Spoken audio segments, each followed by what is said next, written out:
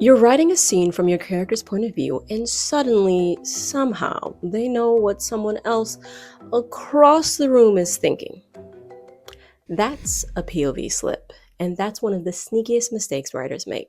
Today, I'm going to teach you how to spot it so you can correct it in your writing.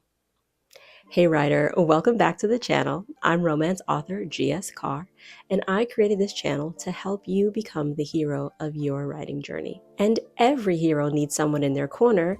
That's what I'm here for, to help you make your writing stronger, cleaner, and more powerful, one writing tip at a time. If that's your cup of tea, hit subscribe. Today we're tackling one of the most common and most confusing mistakes among new fiction writers: point of view shifting. We're going to look at a short scene that contains a POV slip.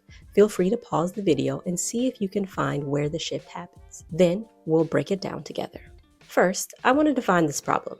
POV slipping happens when the narration suddenly gives us access to thoughts, feelings, or sensory details that the point of view character couldn't possibly know. If you're writing in third person limited, your reader should only know what your POV character knows. The second you dip into another character's head without a clear transition, it creates confusion and breaks immersion. Another name for it is head hopping. I once read a manuscript that had so much head hopping, I literally could not follow the plot line and ended up beyond confused.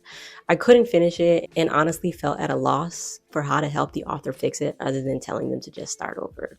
And this level of confusion is how your reader will feel if you have this mistake. So let's look at this short scene.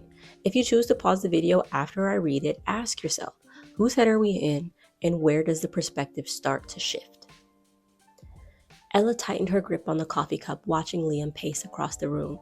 He was clearly nervous. His heart thundered in his chest, and 1,000 doubts ran through his mind. He wondered if she would forgive him. Ella bit her lip, uncertain how to break the silence. Did you catch the POV slip? If not, no worries, let's break it down. The scene starts in Ella's point of view. She grips the cup and watches Liam pace. But then suddenly, we know that his heart is racing. We're inside his mind, knowing his exact thoughts. That's a POV slip. We shouldn't know what Liam is feeling or thinking if we're in Ella's limited perspective. Now, let's look at the scene again, staying grounded in Ella's point of view and fixing the slip. Ella tightened her grip on the cup, watching Liam pace across the room. He looked nervous, his jaw clenched, and he kept running a hand through his hair. Was he regretting what he said? Ella bit her lip, uncertain how to break the silence. Did you see the difference? We're still showing Liam's emotions, but through Ella's interpretation of those emotions. That's how you keep your POV clean and your reader immersed. So here are some of the easiest ways to avoid this mistake. First, choose your POV character before you start writing your scene. That way, you know whose head you need to stay inside. Next, only show what they can observe, think, feel, or interpret. And if you do want to have a point of view shift, then do it clearly by inserting a scene break or chapter change. Remember, POV is your reader's lens into the story. Keep it sharp and they'll stay hooked. Thanks for hanging out with me today. I hope this video helped you feel a little more confident in your writing. If you have questions about your writing or want me to cover a specific writing or author topic, drop it in the comments. And don't forget to check out this video next for even more tips on how to improve your writing.